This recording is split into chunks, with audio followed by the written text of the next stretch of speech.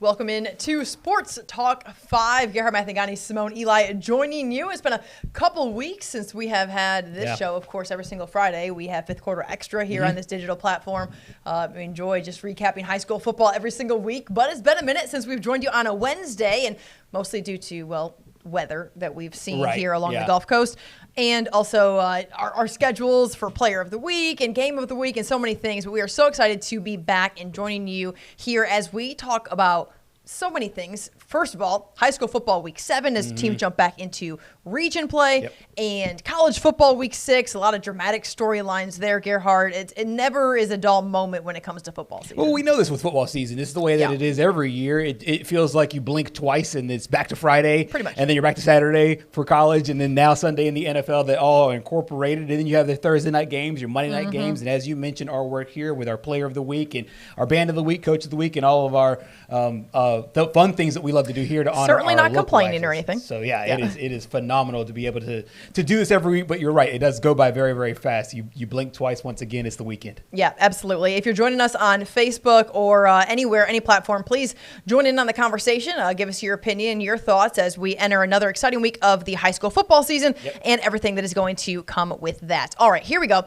guys. We are going to start with high school football, and our game of the week is going to be a top 10 matchup in Class 4A Region 1 as Jackson, the top-ranked Aggies, travel to play St. Michael, ranked sixth or fifth? Yeah. Okay, sixth in the state. And you're talking about elite playmakers on both sides of the ball, G. And last week we saw Jackson, played incredible up against LaFleur last week. We went up there when we honored, of course, Landon Duckworth. Their quarterback is our Player of the Week, which is super rewarding. But right now, Jackson is playing about as good football you could possibly ask. And you talk about just doing it in this region. They had Mobile County, or Mobile Christian, I should say, 2 weeks ago. As you mentioned, Landon Duckworth had a phenomenal game. And then kind of quietly, so to speak, as far as from a historical perspective, I think a lot of people have known about Jackson for a really long time. But the way this team is playing as we speak right now, the St. Michael football team, they're playing really good football, and these are two teams that met 3 years ago. It's been a long time. It's 3 years ago. St. Michael won that game, and Coach Rivers talked about how they might have not have been the better team that day, but at the same time, we got a chance now to see these two teams go back and forth. It's too early to call this a region championship, Simone. However, I don't think it's too early.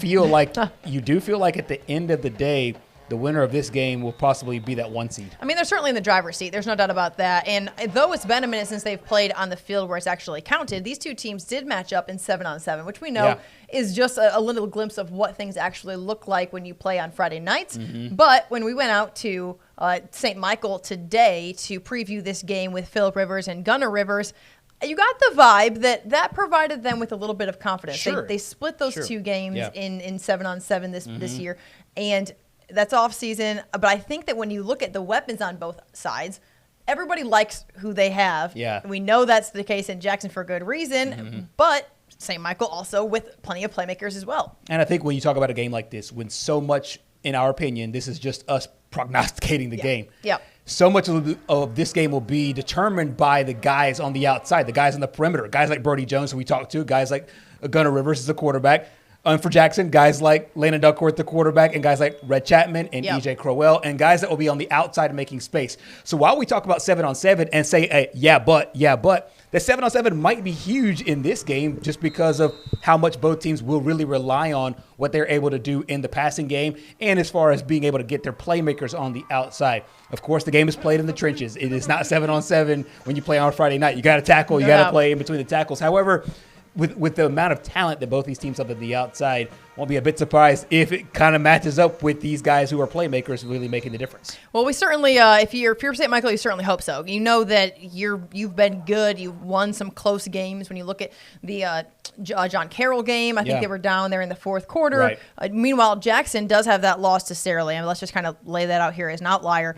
They've dominated virtually everybody else. And so what does it look like when you get into the second half of this game on Friday? We will see. I do want to, we had a chance to talk to Gunnar Rivers and to Phillip Rivers today, which was really, really neat, and talk about just his development. Gunnar Rivers, of course, is one of the top quarterbacks for the 2027 class, so just a sophomore. But what are his stats right now? Something 1,300 ridiculous. yards, 14 touchdowns, one interception. Dude, that's the thing. Is like one. And he had like similar stats from last year when he was a freshman. Right. And now he is a sophomore doing the same exact thing. His decision making, his ability to just read a defense is impeccable. And his dad, who of course played 17, 18 years in the NFL, alluded to that today. So let's take a listen to what he had to say. And it was cool. They both definitely commenting on what it's like to kind of play together and prepare for games day in and day out. Take a listen. It's been awesome. He's taught me so much, so much. Helped me a bunch. He's changed. He went from that 6'1", 160-pounder to 6'3", 190 pounds. It's like, dang, he looks different out there, and he's off to a heck of a start. He's really loving playing football, high school football. That's the one thing he hasn't got ahead of himself. Looking ahead, what's next? It's like, hey, I'm in the 10th grade. Let's just play here, and so it's been a lot of fun. He and I have had a blast together, and he trots off when I'm halfway through a play call, and some of the coaches are like, he's finishing the sentence. He knows what I'm about to tell him. Or sometimes I holler out there, and he shakes his head like, don't say it. I see it. No. So it's been everything I hoped it would be. I had an unbelievable experience playing for my dad, and I'm hoping Gunner's having the same. I'm certainly having a blast. So you love that there, for sure. That was awesome. You can just tell that it's fun. It's Phillip Rivers is a competitive guy. We did have a chance to talk to him about that, and he does a little bit of trash talking that we saw him do as a player. He does do that on the field as a coach a little bit, but I think everyone just kind of embraces who Coach Rivers is. Just the guy. He kind of wears all the hats really, really well, and so it's always kind of fun to watch. Yeah, I think he understands that, he is the coach now. Yeah. But that competitive spirit has never left him, and it's gone right. It's gone right to his team, and the fact that this team has been able to so quickly become one of the powers in Class 4A has been really impressive. Last year, the first ever playoff win, and now looking for even more history. But there's this sense, Simone, that I feel like they expect it at this point. It's not like a happy to be here thing anymore. This is like, we expect to be here. We expect to be competitive, and they're not going to say, hey, they're not going to get down if they lose this game or think that they're going to win a state championship if they win this game. Sure. They're just in a nice, confident space that I think that when you watch a team mature, just as much as Phillip Rivers watching Gunner, watching him mature is one thing, us watching St. Michael as a program mature, it's kind of that same gratification there. You could tell that when I asked the question today. I didn't maybe it sounded Cinderella story-ish. I wasn't trying to make it sound that way, but listen, they've had success very, very quickly. When I said how great has it been, Coach Rivers was no question very, very complimentary of his guys, his staff, what the school has invested into this program, but also said this is where we hoped to be. This is where we have worked to be. We have earned this, and we want to be in these conversations. There's the privilege to play in a top 10 game in high school football. And I asked both those guys, do you feel pressure? Nope. No pressure. And that was kind of great, too. Yeah, exactly. So, anyways, guys, let's move forward here in high school football. I want to talk about the number one defense in the state, and that is the Williamson Lions. And I don't know how they rank across all classes, but they're number one in Class 5A for good reason, because they're allowing 5.7 points a game. That's pretty good. So that's less than a touchdown for those keeping score at home. But we got music up in this one. Here we go. So last week, Williamson played Murphy at Ladd, home of both teams actually, and defense was really the name of the game. And if you see this guy number 8 right here, this is Taj Overton. He was our Zaxby's Player of the Week. So we just announced that about an hour ago here on WKRG News 5. And right here, here's 8 again, making another play. And Taj is an Arkansas commit, and he is proving to be one of the best defensive players in the state, helping lead this Lions team to allowing less than 6 points per game. And so they're number 1 in the state. Viger's number 2. I don't want to jump ahead too quickly, but let's just go ahead and jump ahead quickly because, listen, so they play Faith Academy on Thursday, and I think that they feel pretty confident about that game. And a little bit later in October, we're going to see what could possibly be an undefeated Viger team and an undefeated Williamson team go head-to-head. And if that is the case, I am ready for some football at Ladd Stadium on the 18th. Since we already are jumping ahead, that might not only be the de facto region championship game, but that also might be a precursor to who represents the South in the 5A state championship game. It truly could. And I don't want to accelerate it way too much, but the thing is that, in my opinion, this is one of those marquee matchups, and both coaches, I know, hate this conversation. They want their guys to focus on this week. They stopped. But we're in the media, so we can have this conversation. Yep. I think both these teams understand just how good they are And for me, it's the Williamson defense against the Viger offense that will be so fun to watch. Yeah. Just because of how many pieces the Viger offense has and what, as you just alluded to, the Viger defense has done all season. Because it's not, Simone, just the fact that they allow 5 points a game. Their defense can very easily be their offense in the sense that, and you saw in those highlights, they score. That's what we've seen. And when you go look at the rankings, I think it's slightly misleading because – I mean, Alabama high school football, the historical society site, does an unbelievable job. It is truly our lifeline. So shout out to what they do. However, like anybody in the media, we look at how many points the team scored, and we divide it by how many games that they play. Right. So maybe like in college football and where people have unlimited resources, you see a defensive score maybe counts differently. Correct. All that to say, defense is producing the offense for both of these teams. They're top 10 ranked in offense, and they're the number 1 and 2 teams in the state in defense. And by the way, granted, they played one less game. Viger did. They've only given up one more point, so that's what separates these two teams. But given that they've only played one less game in 6 weeks, but it's going to be a battle like we have never seen, and these storylines are. They're unlimited. Everywhere. They're unlimited. You think about John McKenzie coming back as the Viger coach. You think about Marcus Cook getting let go by Viger very late into the year. Now Marcus Cook is the offensive coordinator over at Williamson, and they're putting up a boatload of points. I think they averaged like 55 through the first 3 games or something ridiculous. Antonio Coleman, he himself isn't back in full health because he was out last year for a lot of his surgery. games because of surgery. And so the storylines are crazy. And by the way, we have not officially announced this on the air, and I don't think it's come out from MCPSS yet either. This game's going to be played at Ladd Stadium. So Viger is the home team. Right. And I have had an opinion on how this entire stadium has gone on when it comes to bigger games and Viger and all of that. Okay, because if you think back 2 years ago, the Battle of Pritchard, when Viger had a brand new stadium, or was it last year? 2 years ago, whenever it was. Last year. They were supposed to host the Battle of Pritchard against Blount, and it ended up getting moved to Ladd because they didn't have enough parking to accommodate the crowd, and yada yada yada, whatever. Well, here's the thing: the game gets moved to Ladd, and they get like a $70,000 game. So, from a money's perspective, nobody's mad. Everyone, they have them. They're getting paid for sure. From a hey, we've worked forever to have our own field perspective. You kind of scratch your head and think, okay, why do we have a stadium that doesn't house the games that we need and the parking that we don't have parking that houses the stadium and things of that nature. So this game is going to be played at Ladd, and Viger will be the home team at a stadium that is the home stadium for Williamson. For Williamson High School, logistically, it really doesn't make a lot of sense. But at the same time, as far as seats goes, because I'm sure they'll need those extra seats, it'll certainly accommodate the crowd they are expecting there, especially, as you said, if it's a top 10 battle, top 5 battle, maybe, depending on how everything shakes out this week in the polls. About what that game will look like from a seating perspective. And so, you're right. It's a problem it's already exists when it comes to the stadium not being to the size it needs to be. But the benefit is that it's going to house the people that want to attend the game. Okay, so checks that box. It's going to make more money for Viger, but it is just a little interesting. Because let's just say, Auburn's supposed to host the Iron Bowl. Right. This is a little dramatic, but okay. Yeah. And Auburn can't host the Iron Bowl. Yeah. Because the game's too big. So they're going to play to Alabama, but Auburn's going to get the money. Okay. Right. Okay, cool. Exactly. Whatever. All right. No big deal. Ladd was the home to every single team for, I guess, about 15 years. True, 50 years. So everyone got used to it at that point. But anyways, I'm going to get off my rant about that, but that's how I feel about it. So it's a battle I've lost, so who cares? I don't think it's exclusive to you. I think a lot of people share that opinion. A lot of people are scratching their head. I would have to agree.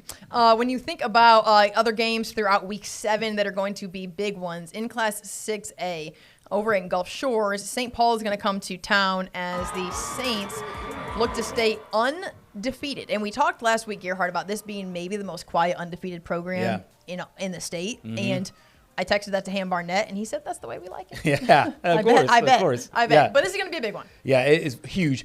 Obviously, last year, Gulf Shores, an unbelievable season. They still have that championship pedigree, even though this year, very, very tough schedule. This St. Paul's team, their defense has been outstanding. We talked about this a little bit with Williamson, but this defense has allowed 7 points, Simone, in the last 12 quarters of football. 1 touchdown in 12 quarters. 2 shutouts, and Ham Barnett is a very, very great defensive coach. They're able to get it done so offensively as well, as you're seeing in these highlights against Faith Academy. It is in my opinion, a really, really good spot for a football team right now. You have enough, if you're a coaching staff, you have enough to tell your guys to stay motivated. Because, like you said, they're not ranked in the state polls right now. I think some people haven't forgotten about state polls, obviously, because of their tradition and their history. But at the same time, too, they're flying under the radar. Right, very much so. Yeah. And at the same time, they're playing really well as well. And so, of course, St. Paul's wants to keep the battle on. At the same time, Gulf Shores just brought home a blue map last year. Yeah. And so, I think going into the season, we expected this game to be big, and I think this game will be big as far as St. Paul's goes, as far as their maybe reputation this season in 24 goes as they move forward. I don't think not only reputation, but also what does this look like for the top 4 teams in Class 6A Region 1? Because right now, though Gulf Shores is not undefeated and they're not having the most spectacular season like they did a year ago, they're up a class, right? They're playing up in 6A after the reclass, and They have everything ahead of them as far as kind of controlling the narrative and controlling what their playoff picture looks like. Right. And so St. Paul certainly has that. They're undefeated, but they have some big ones ahead still too. Right. So we will see what that looks like. But this game right here,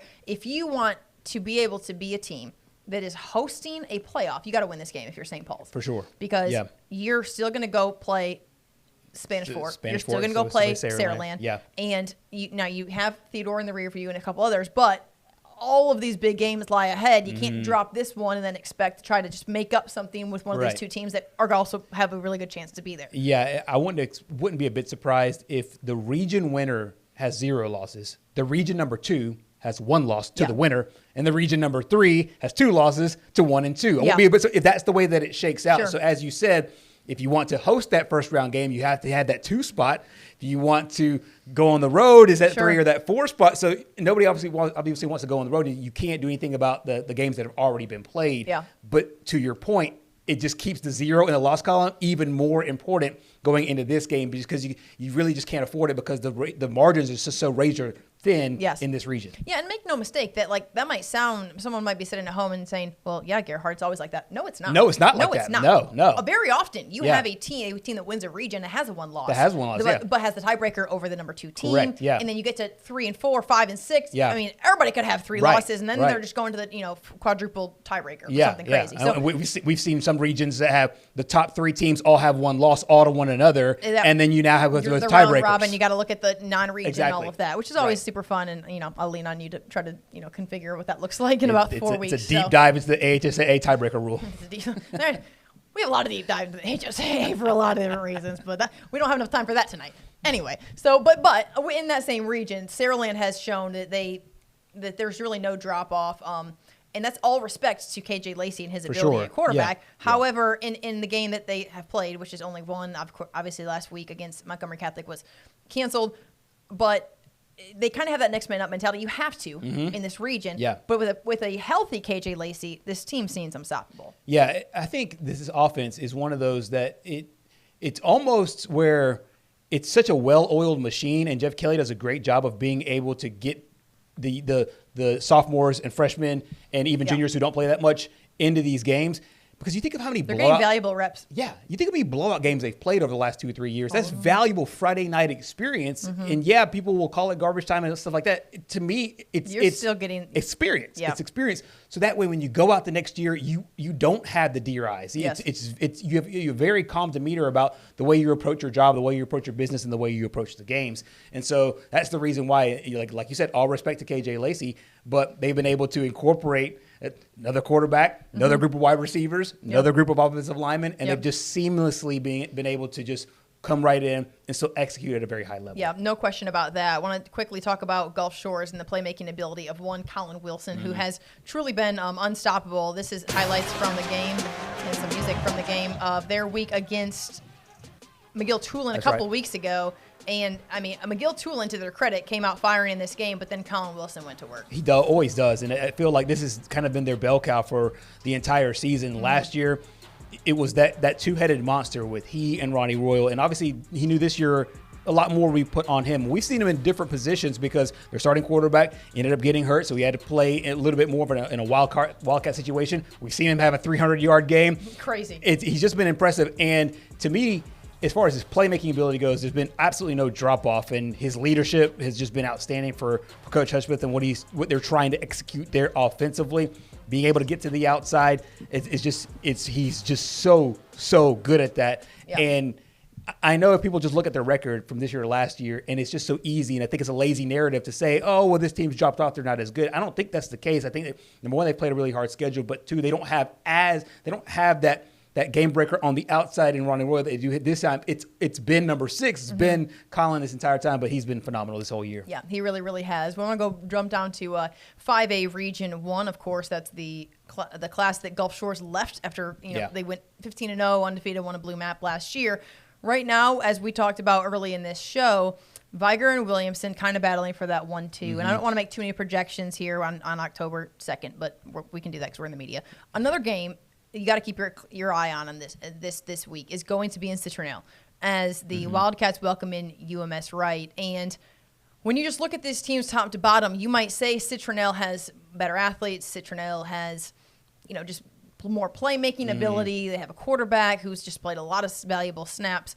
UMS just seems to be that team that just never goes away, regardless of what their athleticism looks like. And that's what you get in Terry Curtis coached teams. In 25 years, he's won 8 state titles there. But I think that this game determines who is in control for that 3 and 4 spot. Right.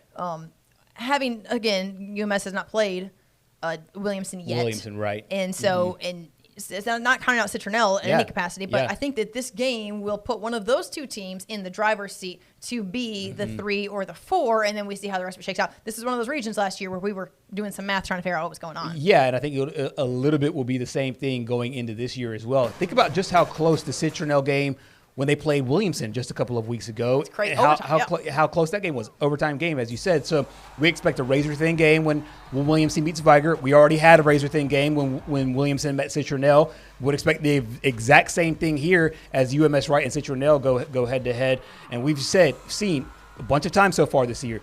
UMS Wright plays St. Paul, and St. Paul's, who we are seeing right now, one of the best teams in Class 6A, not being talked about as much, but I expect them to be in the polls sometime really, really soon.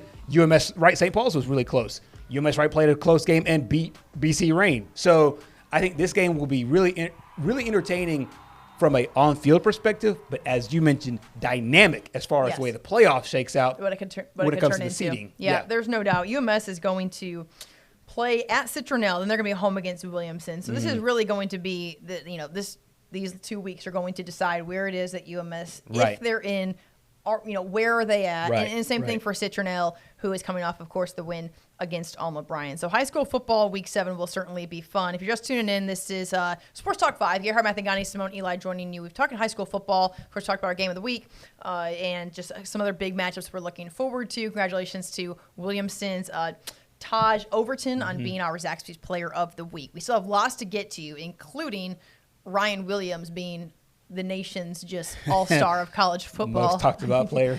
But literally. Before we get there, I do want to give a quick update on Ken Lett of T.R. Miller, who was injured in that game last week against UMS Wright. Here was the scene, and it was a scary scene. Gerhard, you were out there. Describe kind of what that emotion was like. Of course, we know that he did suffer a broken neck, and here he is being put into the ambulance, and then he immediately went to the trauma center here in Mobile. Right. This was a really scary moment. It happened in the very first play of the game, the opening kickoff of the football game. Freak accident that happened in the situation, and what you saw at the end of it was just the response time from the medical team, which was unbelievably fast, how fast they got to Ken Lett. And then on the back end, you saw the respect that these two teams had for one another. Yep. These two teams have been playing since like 1927, but they played the last 4 or 5 years. UMS Wright has had the kind of the upper hand. There was going into it, there was just a lot of talk about these two programs, this coach and this program, and immediately all things turned to Ken Lett. And to see the outpouring of support statewide has been unbelievable. And you've got a chance to talk to Coach Brent Hubbard about Ken and his spirits, and it sounds like he's in great spirits and being able to talk to a lot of his guys. But that night, Friday night, was eerie in one moment and then really positive in the next as they all gathered around Mr. Lett. Yeah, and he, like I mentioned, he suffered a broken neck, and we were getting kind of the play-by-play from Coach. He immediately went into a 3 or 4 hour surgery that evening on Friday, and when he went into surgery, didn't have any feeling, hardly any feeling, pretty much in his entire body. And I mean, this is one of those things where, like, you see a guy take a hit, and we've watched football at every level, and when something like this happens, you hope that, you know, they got the wind knocked out of them or something happened that they're going to pop up and they're going to be all right. And so when I heard that, I just feel like kind of took the wind out of our sails a little bit. And so he started to regain some feeling and sensation in his upper extremities. I think the next day, that would have been on Saturday or over the weekend. And then most recently, I think he was starting to get some feeling in his feet, lower extremities. And so I just think that the road ahead is long, and I know Coach Hubbard has asked for a lot of prayers, but what he most recently said, and I thought this was just great, he had a great visit today with these 4 young men, UMS Wright head coach Terry Curtis, and a couple of guys who were involved, you know, in the play there against Mr. Lett. And he pretty much said, he said, the only one want to talk football. He was asking our guys if they were studying for Cottage Hill, which of course is who they play, and pretty much just made it all on football. And, you know, what's really impressed me is that Ken Lett's parents have just been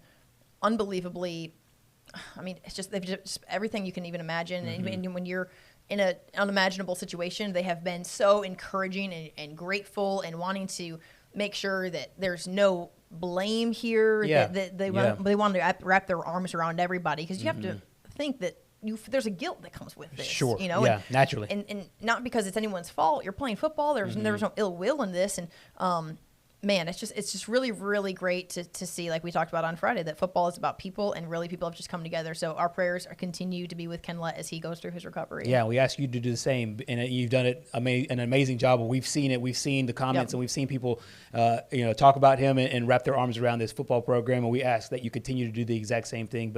But I think you nailed it. Like where his parents are, where his mindset is, where Ken's mindset is, and the guys that are around him. His football team and the UMS Wright football team, you saw in that moment, Coach Curtis, the legendary Coach Curtis, he's the one. You saw that beautiful moment with the prayer in the middle. That was one man that cut the silence. That everybody was silent. He cut the silence and said, "Guys, let's pray." And I think that part has been kind of the leading indicator. I think that moment has been the leading indicator of what we've seen all the way through this process and what we continue to see here. We are the very next week getting ready for another set of games, but obviously this is not a story that has gone away. This is something that we continue to think about and talk about, and I'm so glad we've been able to do it, and his story has been able to be known statewide and get more people to be conscious of him and still continue to pray for him and his family. No doubt, no doubt. That's going to do it for our high school football recap. I want to now transition to some college football, and guys, well, I'm just going to say, I told you so, okay? So, I mean, I'm not sitting here trying to tell you that I can just evaluate talent better than anybody, okay? Because maybe everybody knew this, but Ryan Williams is the truth. He is the truth. He is the GOAT, and everyone was like, you hear these number 1 overall recruits. How good is he going to be? You know, what's this going to look like? And, well, let me show you what it looks like. Let me hit the highlights right quick. In case for some reason you went to sleep sometime prior to 8 p.m. on Saturday. I doubt it. But this is what you saw here at Bryant-Denny Stadium as Ryan Williams scored the go-ahead touchdown, much to the sadness of one Kirby Smart and his very disheveled visor over on the sideline there. As dude, I can't with that guy. I really cannot.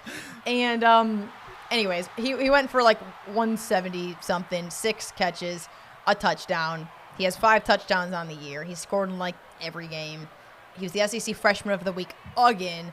I mean, we knew Ryan Williams was going to be a special talent when he was in high school, and we knew he was going to be good in college. I'm not sure we thought he'd be this good, but he's this good. Yeah, he's just one of these guys that, in my opinion, the moment, and Kirby Smart said this last week, the moment's just not too big for him, and he just understands at every turn just how to this catch right. and just it's the same unbelievable stuff that we saw at Saraland. He did the prayer and Jordan Hare to himself in this. Yeah, exactly. What are we calling these? Bama's going to be like, oh, we don't have names for our big plays. There's always big plays or something like that. Yeah, it's like every play. Auburn's got to name their plays. Okay, guys. Right, especially when they end the way that those miracle plays have ended. But and somebody will come up with a cool nickname for the way Hollywood ended that game. I'm sure it'll be Hollywood themed.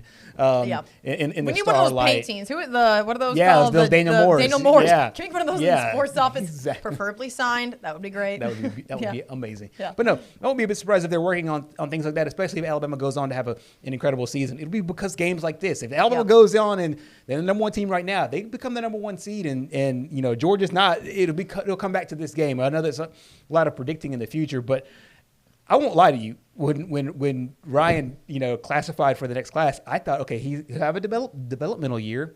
He'll be good next year. I did not think that.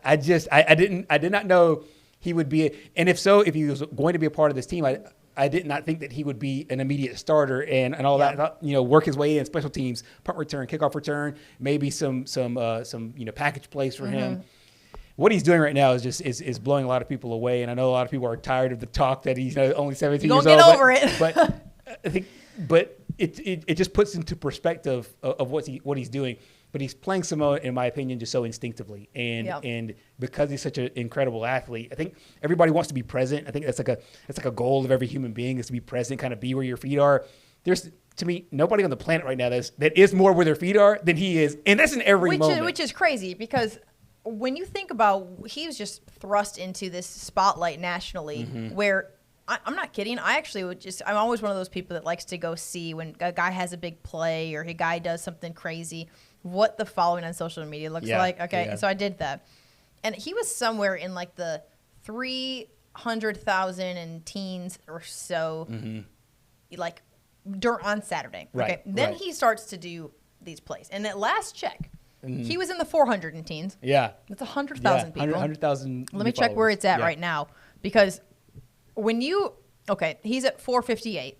And so, knocking on the door, 500,000. Literally 1,000. Yeah. And that's the thing, is that he has taken all of it in stride. And so, if there was any concern or any thought by me that this wasn't going to go translate very quickly in Tuscaloosa, here's when that went away. When Kalen DeBoer came down here for the Senior Bowl Celebrity Golf outing, we did an interview with him, and I asked him about Ryan Williams, and he told me, this is a guy who's coached a lot of football and who's won a lot of football at a high level. He told me he has never seen someone that young, really in any way, come in and earn the respect of a locker room the way that Ryan Williams has, and come in and just be the guy that everybody likes. And here's the thing, Gerhard, you and I have been at Saraland before when he was in high school. Yeah. And this kid walked up to us like, hey guys, like, how's it going? And you know what? There was a youthfulness about that. There was a genuineness about that that I just loved about him. Yeah. And I don't think it's changed a single bit. When you saw him in the post-game interviews, like, you knew he was excited about those plays. Yeah. I think someone posted something about the kill everybody that he had on his eye black. And I got a text about it, and he's like, oh, is this how he is behind the scenes? No. There's some movie. Okay, everybody. I know. Okay. It's called The Program.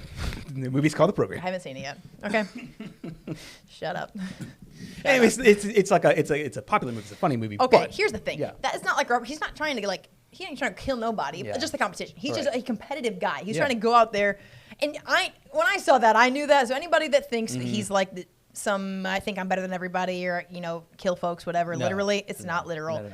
He is such a competitor, but he does it with a smile on his face, but with a smile on everybody else's face. Yeah, it does. I think he used a good word as youthfulness. He just has very a kid-like approach to playing football, and it seems to me, whether it was at Saraland or at Bryant-Denny Stadium, he just has a worker's mentality. Yeah. So it's not just all fun games, joking around. Yeah. And that's something that Coach DeBoer said. He said he comes in and he works hard, and that's the only way you get to play at that level. And Kalen DeBoer knows wide receivers. Keep in mind, Roma Dunze was a first-round draft pick, and Jalen Polk was basically a first-round draft pick with like 32, 33 overall to the Patriots. And so he knows receivers. He knows high-end receivers that he had just in Washington just last year. Yeah. So when he told you that, I thought, okay, you know what? He's getting there. I thought from a body perspective he would have to develop a little bit, But he's been able when to nobody can catch him is not a big deal. Exactly. When nobody touches him on most of these plays, you don't have to worry about putting on too much muscle, I guess. But so a cool opportunity on Monday. Of course, the reaction, the Ryan hoopla was just well underway at this point. And I picked up the phone and called our good old buddy up there in Saraland, Jeff Kelly, and I said, Coach, I'm coming to talk to you not about your upcoming game against Baldwin County, but about Ryan Williams. And I want to know your opinion, legitimately, what it felt like, what everything was like, because he was at the game. Yeah. I'm friends with he and his wife on Facebook and just saw some tagged posts and some videos and Ryan kind of talking to him in pregame and stuff. And so not only, hey, what's your reaction to Ryan being this good, but also what's your reaction to actually being at Bryant-Denny Stadium on Saturday. And it was a really, really cool conversation. Here's just a little bit of it. Let's take a listen. I have to ask, were you surprised a little bit? You saw in person his performance in this game. Did it surprise you to see the type of plays he was able to make? I've had a front row seat for the last 3 years of watching him week in and week out do those things. And every time you'd walk off the field after the game, you would just have to smile, scratch your head like, did I really witness that? And then he goes to college, and he has success against Western Kentucky and then Wisconsin. But everybody's saying, just wait till Georgia, and then he goes and has the game that he has, and you can see it pregame. Talking to him pregame, he had the mindset of, and he said it, everybody's going to know who I am after today, and he just continually finds ways to just amaze me, and I just, I'm so proud of him.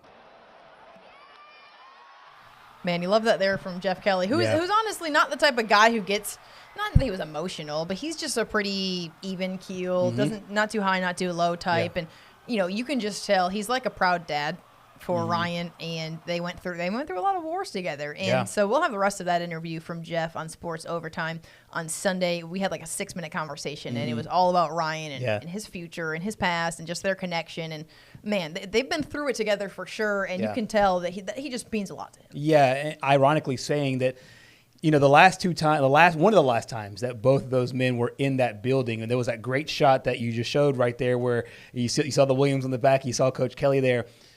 Last December, I was there and had the camera, and I felt bad in the moment because it's a crying Ryan Williams because they had just lost the 6A state championship game to Jalen Mbakwe, who is now his Alabama teammate, and Clay Chalkville.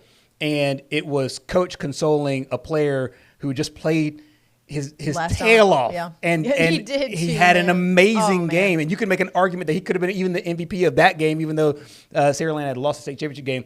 But to see them both back there in that moment, just a few months later, or 10 months later, to see them there in the space that they're in now, it's just really heartwarming to see. And like you said, I think he kind of looks at him as a father figure because Jeff Kelly has watched him grow up when he's been running around from a kid this tall to who he is now, and it's pretty amazing. Yeah, and Ryan has a great support system around him. He has great parents. He has great friends, and you can just tell that these are people that regularly remind him of the work that it takes of the work that it took for him to be where he is now, and the work that's still ahead. Right. And I think that whereas you do have concerns when young people have like immediate success, I just think that he has a lot of people in his life that keep him grounded. He's like that guy himself. And for him for Jeff to say, like he said, everyone's gonna know who I am after this.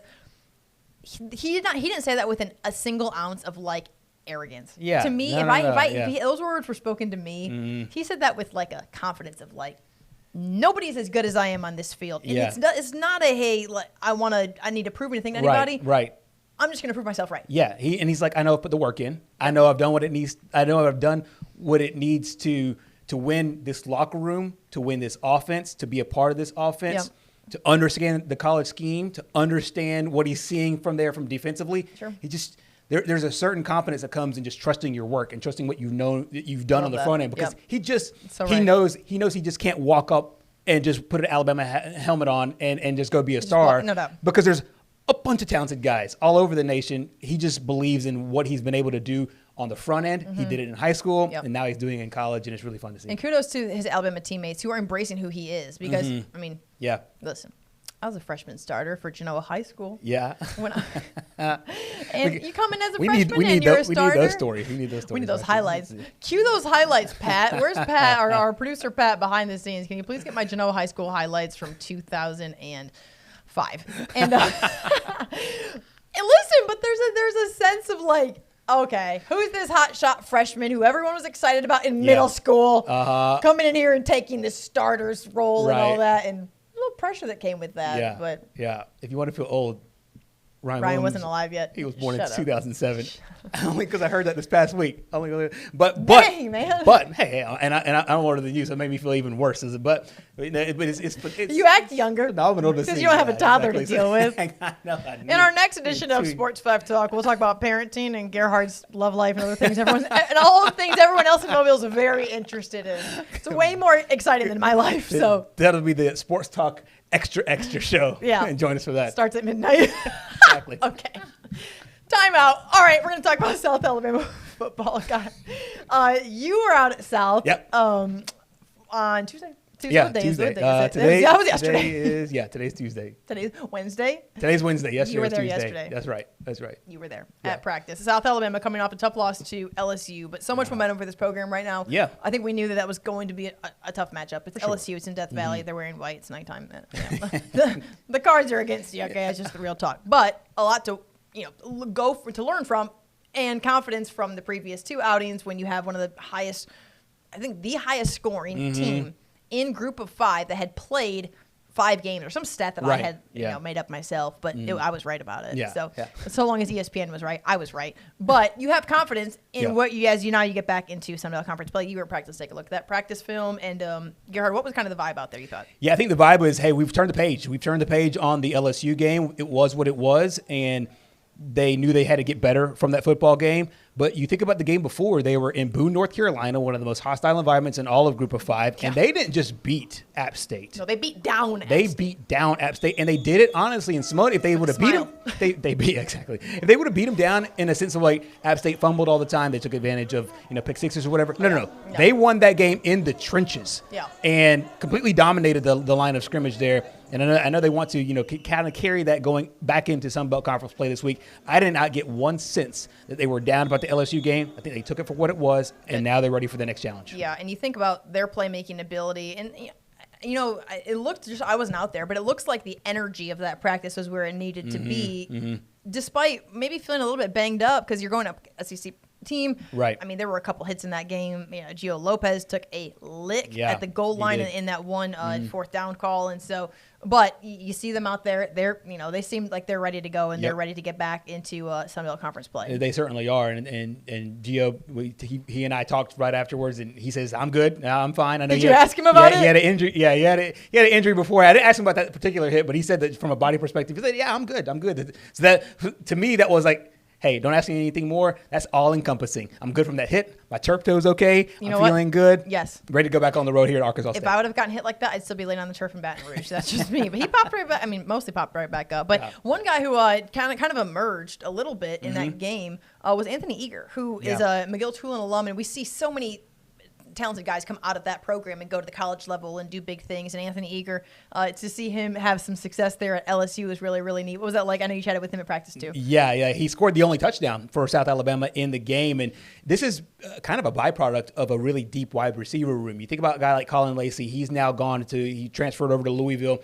Jamal Pritchett, the guy from Jackson, talk about another local guy. He gets hurt in the game. So there's a little bit of shuffling they have to do in that wide receiver room. He becomes one of the main guys that emerges, and you see it in practice. He's confident. He's a redshirt freshman. He understands that, hey, when I'm called upon, I will deliver. And he's done so twice so far. He's done so multiple times, obviously, but he scored the North Texas game.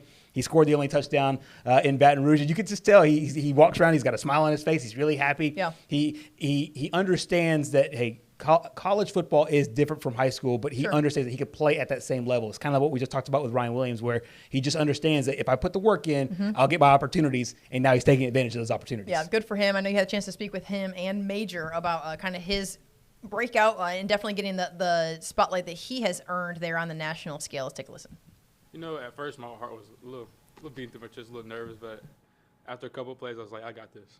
I can fit this spot. You just have to be smart on the field. Like, there's always going to be like a read play. You just got to be smarter. You got to be more football knowledge than you did in high school. Initially, in the recruiting part of it, I mean, it's very easy to see, not just on the football field, but his track exploits as well and how fast he is. But just a great person, smile on his face. Comes from a great family, great mom. Little brother's an athlete too. You know, I just enjoyed watching his process. You know, like a lot of us, you know, all of us grow our first year in college. And I just see his first day to where he is now, on the field, playing wide out, in the classroom, you know, community service type things, giving back. I just see that maturation. And it makes you feel good to see someone not only grow as a person, but get out there in a big stadium, in a big situation, and make plays. Despite last week's final score, there were some bright spots for the South Alabama offense. No doubt. I mean, listen, man, when you see Anthony Eager go out there, and this is a guy who, you know, it's funny because I haven't seen him up close and personal like that since maybe he was at McGill. Right. Just the busyness of life. You got there, and you see a lot of guys in helmets all the time when you're at games or at practice, but to actually see him there, and he's just so much like more mature. He's just a different person. I've always loved that part of being a local TV anchor, is to be able to see guys go from, you know, a freshman to a senior to the college ranks. And so good for Anthony Eager and his family. I think when you talk about that domino effect of growing and maturation, we talked about it at the beginning of the show with Gunnar Rivers and Phillip Rivers, and talking about just the amount of changes that happened between 14, 15 to 16, 17, 18. And I think the exact same thing happens in a different way when you go from high school to college. And now, you know, you're on your own, you're away from your family, you have multiple responsibilities, responsibility to your team, responsibility to your schools, responsibility to your football team, to your classes and everything else.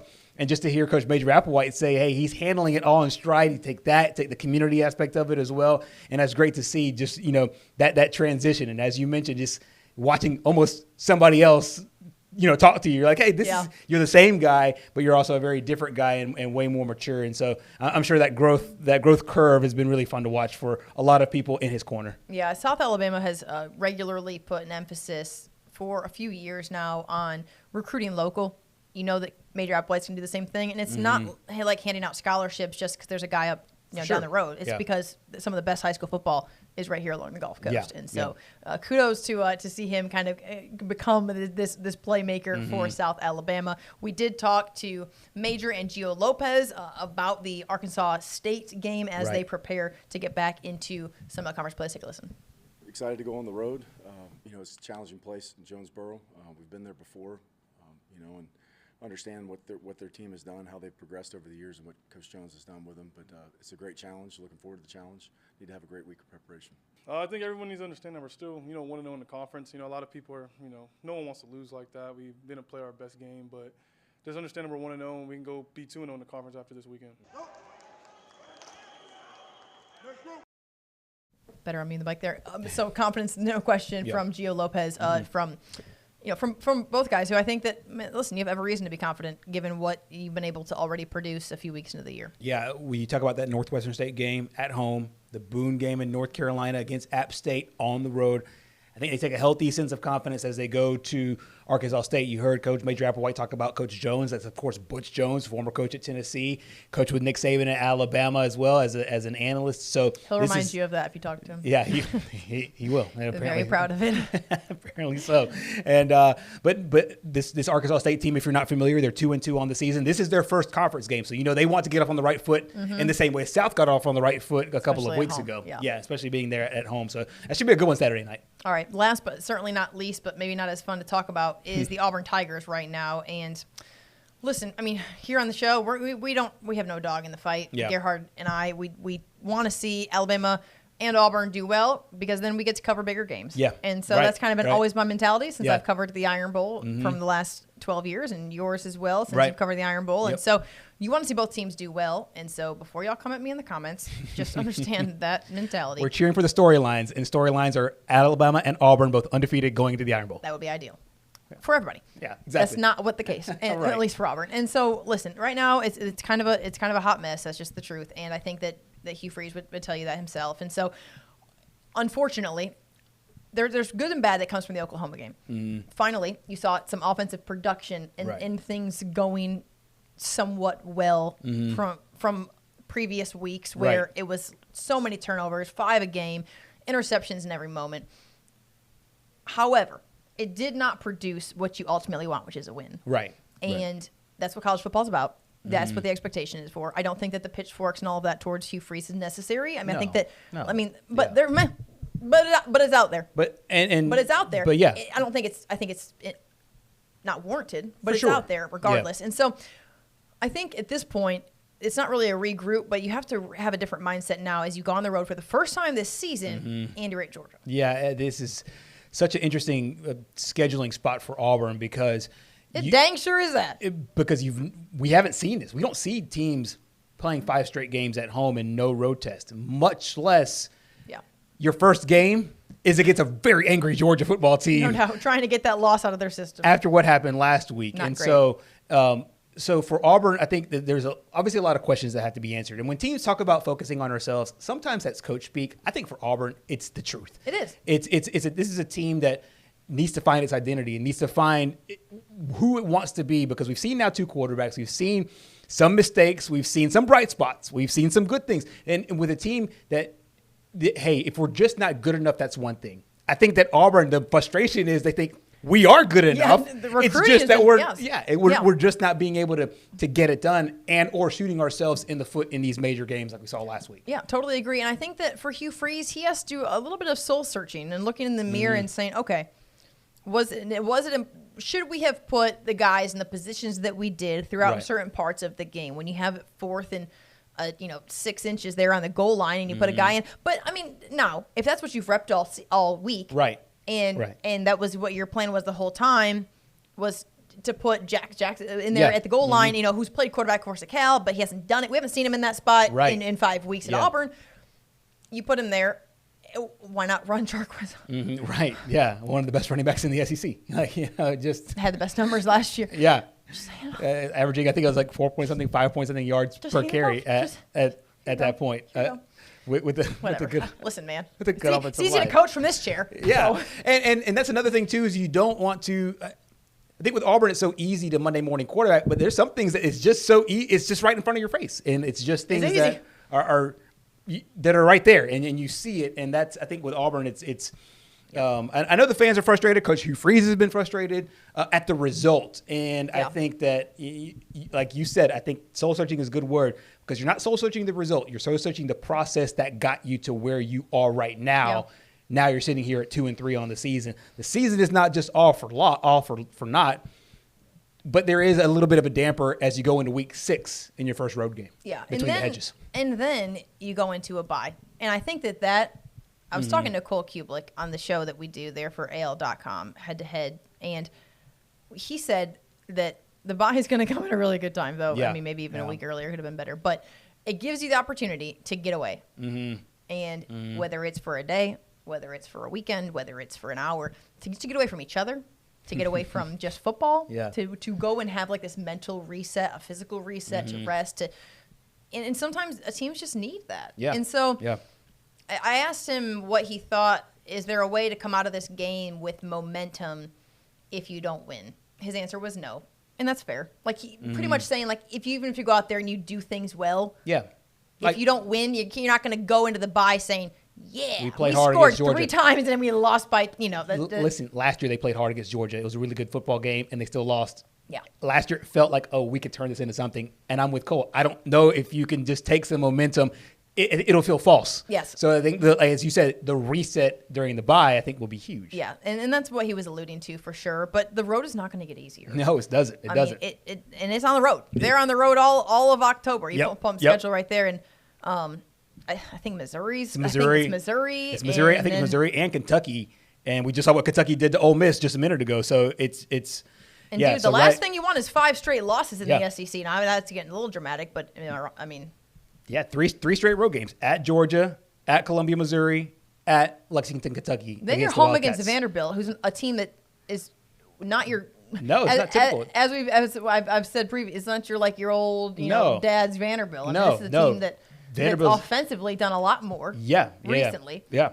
And then you're going to play a ULM team who's got all types of Alabama area connections and who's won games this year. And then, oh, man. And you think back to all the ULM when they played Alabama back in the day talk, and I think they obviously won another big SEC win. And honestly, if you come in with a slumping Auburn team, depending on where they are mentally, fast forwarding those few weeks, that game won't be some hand-me game. No. Just like last year, the New Mexico State game wasn't a hand-me game. Dang right about that. And so Auburn can't take by the way, the New game Mexico off. State quarterback's at Vanderbilt. Oh, wow. Yeah. So I was reminded of that last week. So, I forgot about that. So this is a tough stretch for Auburn, both physically and mentally. I think you nailed it. And the fans. Physically, mentally, emotionally, psychologically. And Auburn's a 3 touchdown underdog, 23 points. That's a big gap. It's huge. And you don't see that. With Auburn, you don't see that typically usually anywhere. Yeah. And with it being this game, another rivalry game, I think a lot of Auburn fans are really like, hey, you realize when you watch that Alabama-Georgia game and you watch how Auburn played against Oklahoma, you start to see the disparity between the elites of college football right now and kind of where Auburn is. They have a chance to, regroup and change up their season, but as of right now, it's a tough road. And the Auburn fan base, I think what you said off the top of this conversation regarding Auburn is the truth, in that they feel like they have the talent. Mm-hmm. And I don't disagree with that. No, same. I mean, you look at the Freeze Four and all these guys, and some that played down here, and others that were, just state athletes that we can just talk about in terms of what their playmaking ability looks like. Right. And then you have a lot of finger pointing at Peyton Thorne, but I think that there's plenty to go around for everybody. Yeah. And then you also look at, okay, are we putting our playmakers in the right positions, and are we playing to our personnel? And and that trickles down to the high school game. No big deal. But it's been the theme. This has been the theme of the last 5 days. I love to talk about it. Smoke and write a manifesto on this, by the way. Yeah, I mean, my next game that I coach will be my first, but I'm just telling you right now, put your guys in the positions to be successful and not the opposite. Yeah, and listen, Hugh Freeze said that. So I'm not making stuff up. Oh, for sure. And I think that's a part of the regroup. I think when they do regroup, part of that conversation will be that, hey, what can we do to, hey, even if we have to scrap our plan or whatever we worked in preseason practice, whatever we worked in fall camp, whatever we did at the early part of the season, if they find some nuggets against Georgia that they think, hey, this could work for us moving forward, win or lose that ball game, I think you have to take all the positives, just extract all the positives out, because it's not been, 60-something nothing blowouts and there's been no positives. Mm-hmm. There have been bright spots all throughout the season. Putting those together and trying to hit the home stretch and getting some big wins, because Auburn will be an underdog in a lot of these games. Yeah, no question. Before we wrap things up, I want to tell you what it is that we will have here on the replay. Gerhard, if you want to pull up some of the bigger college football games we can chat about very quickly. Also, let me know when where the Cubs are when they start their playoff run. And, okay, so if you start at the beginning of this show. That was hurtful, by the way. We have a lot of Cubs fans out there. I'm sorry. Get at Simone. So at the beginning of our show, we talked high school football. Of course, our big game of the week will be Jackson against St. Michael. Some other big games there. Talked about South Alabama, and they're going to get back into Sun Belt Conference play as they head to Arkansas State. Ryan Williams just totally catching fire when it comes to his total stardom nationwide in college football, former Saraland star. I'll wrap things up with Auburn, and then quickly some other just games to kind of keep an eye on. I mean, it's another week of college football, and man, this is when you start to hit the middle of that season when injuries start to take shape. When's the bye week? Teams get into the nitty gritty of their conference schedule, and you kind of start to see the separation of who's going to be a contender and who's going to be a pretender. Exactly. It's huge. I hate myself for that. Well, I mean, it's kind of real. It's a real thing, especially at this point of the year. So cliche. Obviously, Bama Vanderbilt is interesting, but I'm interested to see how Bama handles the post game, the hangover effect, as they say. Yeah. How will it transfer as they go to Nashville? Another big SEC game. Number 9 Missouri at Texas A&M. Texas A&M, obviously, coming off a really nice win, now ranked in the top 25 at number 25. Ole Miss, big loss last week against Kentucky. Can they rebound? They're going to South Carolina. Yeah. Not an easy place to play. It's a really, really tough stadium to play in. That squawking Gamecock is awful. Yeah, exactly. If you've ever been there, but if you've ever been there in person, Williams-Brice Stadium, right? It is a lot. Yeah. That thing's a lot. It's really huge. The game you can see right here on WKRG, Ohio State and Iowa. Iowa, 3-1 team, always play really tough there against the Buckeyes, who are undefeated. I think a lot of people would have now 3 teams in that maybe top echelon. Bama, obviously one of those. I think Ohio State is definitely another one of those football teams. Tennessee is on the road at Arkansas. Once again, team that gave Auburn, obviously, some issues there as well. So that's another big game there in the SEC. Michigan at Washington. The Big Ten right now, I'm still getting used to saying these teams' names in the Big Ten. Miami. Honestly, my first thought was, non-conference play. No, yeah, exactly. Miami is at Cal. That's another big one there. And we got Penn State at home against UCLA as well. So some obviously some big matchups. I don't know if it will have any earth-shattering, even if, let's say, Texas A&M upsets Missouri, I don't think it would be anything earth-shattering at this point. But just some huge games to keep an eye on. This is one of those Saturdays where you wake up and watch a little bit of game day. So put something in. It's supposed to be a little bit cold. Maybe throw a little chili in the crock pot. Yeah. Eat. Watch some early games. Take a nap. Wake up. See who you didn't watch. I mean, there's nobody that you're like totally circling and saying like we have got to be awake. This, I mean, like last week. Yeah. It was like if you weren't in front of a television at 6:30, you were either 6 feet under or I don't know what you're doing. You weren't on this planet. You literally. But it's one of those weeks you can kind of take a nap and wake up and say, oh, okay, what's this doing? And flip around the channel. So where are the Cubs? And the Cubs are still not in the playoffs. Speaking of the baseball playoffs, so I saw we had a poll up on WKRG on our Facebook page about the baseball playoffs. I know we have a lot of Braves fans out there. Obviously, the Braves played yesterday, and they're playing again tonight. 5-1, San Diego, the Padres leading the Braves right now. And so it's really interesting. Baseball playoffs are interesting. You're right. My Cubs are not in it, and it hurts because this is my favorite month of the year. Now that we're 2 days in, I'll just go on a very brief 50 second. Because of Halloween? Halloween's the least favorite thing. Halloween and fall decorating is my favorite thing. It being celebrations. No, this is my favorite sports month in the calendar because you have baseball playoffs, you have football right in the thick of things. The basketball season has already started. NHL season. Basketball ain't started yet? Preseason started, and basketball we're about to start. Does not start till football's over. Hallelujah! Can't get an amen. I mean, it's starting, and especially if you like to do some friendly wagering, it starts for you early on. Keynote friendly. Hockey's already started as well with their preseason. You are going in the bag. Go Kraken! And then NASCAR's in its playoffs in the Gulf Coast CWs, where you can catch the Xfinity Series race in Talladega this week as well. So it's always, to me, October is my favorite month. No, racing at Talladega, there is nothing like it. Although the fall race doesn't get as much glitz and glamour as like the spring race, having covered it for 5 years. Yeah. The pork chops on Fridays are still amazing. Are literally stellar. Shout out to the Talladega Super Speedway crew. I don't know a lot about racing. I do know a lot about Lightning McQueen. I don't know a lot about racing, but I do know the infield is fun. The pork chops are amazing. Gerhard's fandom it literally spans the entire country. You make no sense to me ever. And so, hey, by the way, how was your fantasy team? She only brings this up, people. I'll give you a peek behind the curtain. Pat wants the show to end. Pat does want the show to end, but I will give you a peek behind the curtain. She would not have brought up the word fantasy football if my Detroit Lions didn't give up 1,000,000 points yesterday to DK Metcalf, who she had. 2 days ago. Still Wednesday. So, and all these days run together. But on Monday Night Football, essentially, I had the Lions defense. She had DK Metcalf. He goes off, the former Ole Miss star who played for Hugh Freeze. He didn't really go off. He had like 6 catches, just enough, though, to beat me by 3 points. And it was harsh. A win is a win. It was harsh. And you know what? Which one of us put way more time into their draft? I put a lot of time in my draft. And I put 0 time into my draft. I was with my child, navigating him driving a remote control vehicle while we were picking. So I would just like to say, and you were in also after the draft, you were projected to be last in the league, which I'm not gonna lie was actually great. The AI stats that had us dead last in the league, and I was like, you know what? The AI stats seem to be correct. So, but for those of you, the slim margin out there that have Trevor Lawrence in your fantasy football team, I feel your pain. Listen, guys, this has gone off the rails, but that's exactly the way that we typically have it. So. If you spend any time in the sports department, that's so that you already know this to be true. All right, this has been a super fun and very long Sports 5 talk, but we had a lot to cover. We had a lot to get back to. We missed you guys, and we appreciate you guys tuning in. Well, of course, the replay will be on here.